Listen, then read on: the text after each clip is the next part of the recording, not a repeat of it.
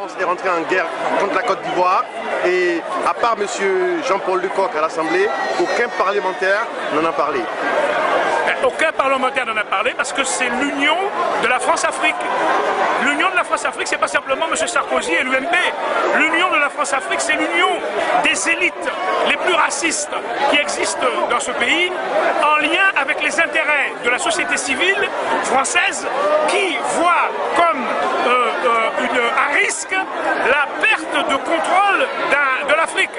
La perte de contrôle de la Côte d'Ivoire en l'état, puisque c'est la Côte d'Ivoire qu'il s'agit, où il y a des richesses dans le sol et dans le sous-sol.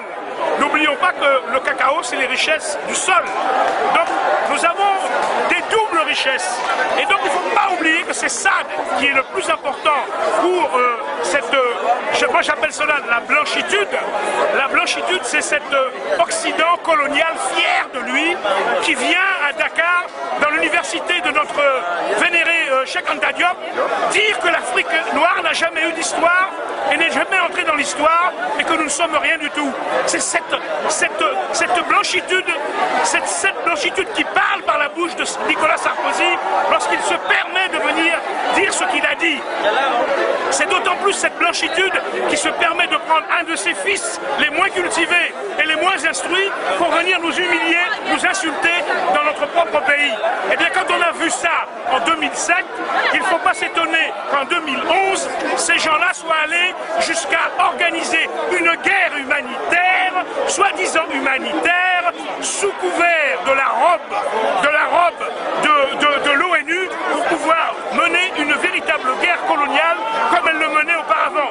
C'est-à-dire que la France, auparavant, menait frontalement ces guerres coloniales. Comme lorsque dans les années 50, elle a colonisé à outrance le Cameroun, qu'elle a tué 10 millions de ses fils pendant 10 ans, ça a duré 10 ans, l'épuration des populations qui luttaient pour l'indépendance, la véritable indépendance du Cameroun. Quand on a fini d'éliminer ces derniers dirigeants comme Nyobé, eh bien c'était le colonel Mesmer, retenez bien son nom, je dis bien le colonel, puisqu'il était colonel de l'armée, même s'il a été ministre du général de Gaulle, c'était un colonel, et c'est à lui qu'on a confié le soin de raser la Côte d'Ivoire, le Cameroun de ses fils les plus combatifs et d'éradiquer la structuration de l'indépendance du Cameroun.